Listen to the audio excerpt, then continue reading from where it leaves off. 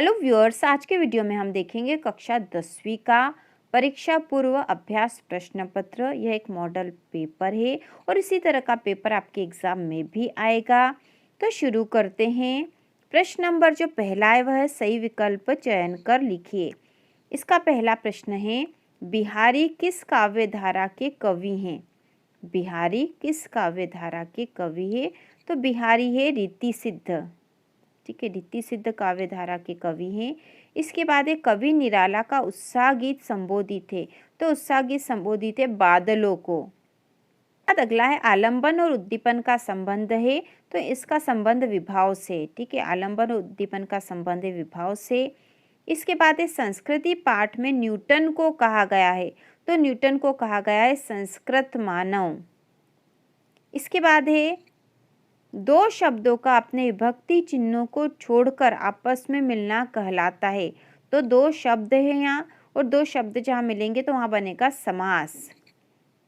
अगला जो छठा है, मैया चावल अमनिया कर रही थी। वाक्य में अमनिया का अर्थ है, तो अमनिया का अर्थ है साफ करना। ठीक है, इसके बाद अगला प्रश्न है, उचित विकल्प द्वारा रिक्त स्थानों की पूर्ति कर लिखिए। इसमें पहला है गोपियों ने मधुकर संबोधन के लिए दिया है। तो मधुकर संबोधन यहाँ उद्धव के लिए दिया है। इसके बाद दूसरा है नायक नायिका के संयोग या वियोग का वर्णन रस में होता है। तो नायक नायिका के संयोग या वियोग का वर्णन श्रृंगार रस में होता है। ठीक है, श्रृंगार रस में होता है, तो यहाँ हम लिखेंगे श्रृंगार रस। तो ये जो शब्द यहाँ पीछे दे रखे हैं आपको यहाँ रिक्त स्थान में लिखना है जब आप आंसर लिखोगे तो। इसके बाद तीसरा है काव्य की शोभा बढ़ाने वाले तत्व कहलाते हैं। तो काव्य की शोभा बढ़ाने वाले तत्व अलंकार कहलाते हैं। इसके बाद अगला है गुरु नानक की थाली के थोड़े से छिटक कर बाहर गिर गए। तो यहाँ आएगा चावल। इसके बाद है यशोगान संधि का उदाहरण है। तो यहाँ पर है विसर्ग संधि। ठीक है, इसके बाद अगला है पंचगंगा घाट में स्थित है। तो यहाँ आएगा काशी। पंचगंगा घाट काशी में स्थित है। इसके बाद अगला प्रश्न हम देखेंगे वह है सत्य असत्य लिखिए। प्रश्न नंबर तीसरा, तो इसका जो पहला है परशुराम के फरसे को देखकर लक्ष्मण भयभीत हो गए। तो यह कथन असत्य है क्योंकि लक्ष्मण भयभीत नहीं हुए थे, असत्य कथन है। लय ताल तुक यति गति मात्रा एवं चरण से युक्त रचना छंद कहलाती है। तो यह कथन सत्य है। धरती से कुछ ज्यादा ही धैर्य और सहन शक्ति मन्नू की माँ में थी। तो यह कथन भी सत्य है। रेखा चित्र को शब्द चित्र भी कहते हैं। तो यह कथन भी सत्य है।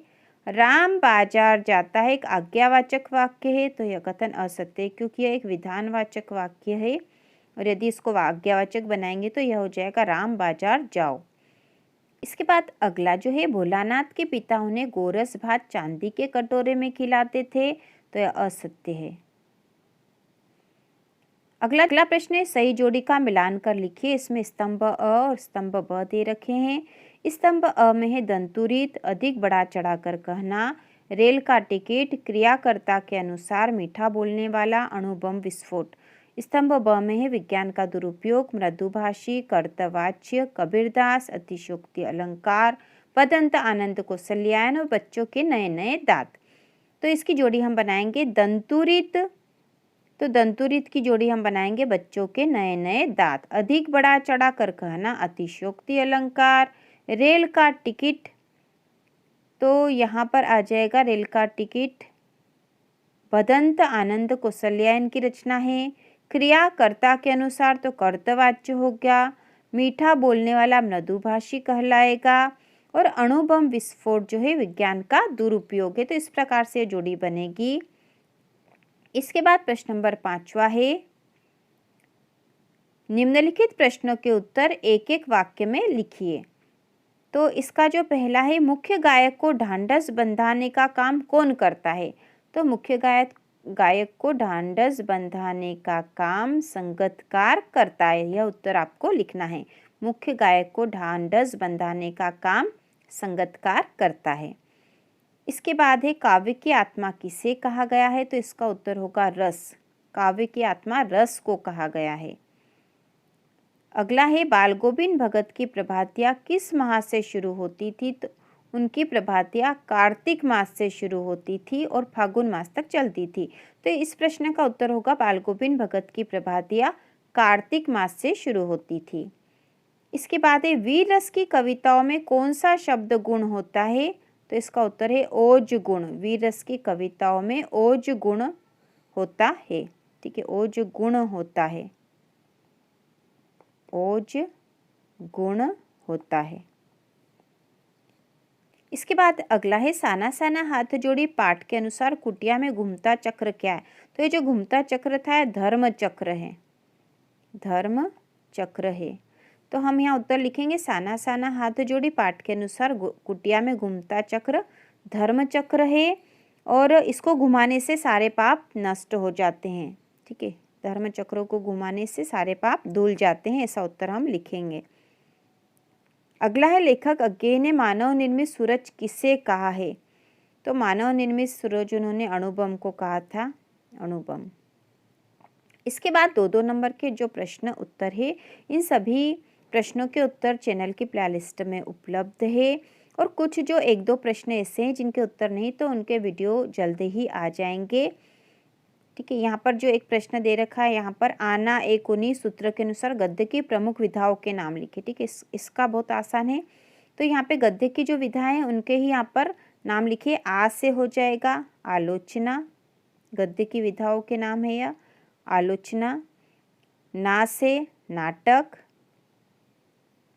ए से एकांकी, उसके बाद क से कहानी, फिर ऊ से उपन्यास और फिर नी से निबंध। ठीक है, तो यहाँ पर यही पूछा था हमसे इस सूत्र के अनुसार गद्य की प्रमुख विधाओं के नाम लिखने थे, तो हम यह उत्तर लिखेंगे आलोचना, नाटक, एकांकी, कहानी, उपन्यास और निबंध। ये 6 जो है गद्य की प्रमुख विधाएं होती है। इसके बाद जैसे कि यहाँ पर जीवन परिचय पूछा गया है तो स्वयं प्रकाश यशपाल का जो जीवन परिचय है वह जीवन परिचय वाले प्लेलिस्ट में सभी प्रमुख लेखकों और कवियों के जीवन परिचय दे रखे हैं। अब हम अपठित गद्यांश कर लेंगे। मनुष्य का जीवन बहुत संघर्षमय होता है, उसे पग पग पर कठिनाइयों का सामना करना पड़ता है, फिर भी ईश्वर के द्वारा जो मनुष्य रूपी वरदान की निर्मित इस पृथ्वी पर हुई है मानव धरती का रूप ही बदल गया है। ये संसार कर्म करने वाले मनुष्य के आधार पर ही टिका हुआ है। देवता भी उनसे ईर्ष्या करते हैं। मनुष्य अपने कर्म बल के कारण श्रेष्ठ है, धन्य है मनुष्य का जीवन। तो यहाँ प्रश्न है उपयुक्त गद्यांश का उपयुक्त शीर्षक लिखे। तो इसका शीर्षक है मनुष्य का जीवन, मनुष्य का जीवन, यह इसका शीर्षक होगा। इसके बाद ये मनुष्य किस कारण श्रेष्ठ माना गया है? तो इसका उत्तर है मनुष्य अपने कर्म बल के कारण श्रेष्ठ है। तो ये इसका उत्तर होगा। उसके बाद सारांश हमें इनमें से ही लिखना है। जो गद्यांश दे रखा है यहीं से सारांश ढूंढ के लिखना है। जो गद्यांश दे रखा होता है उससे छोटा सारांश होता है।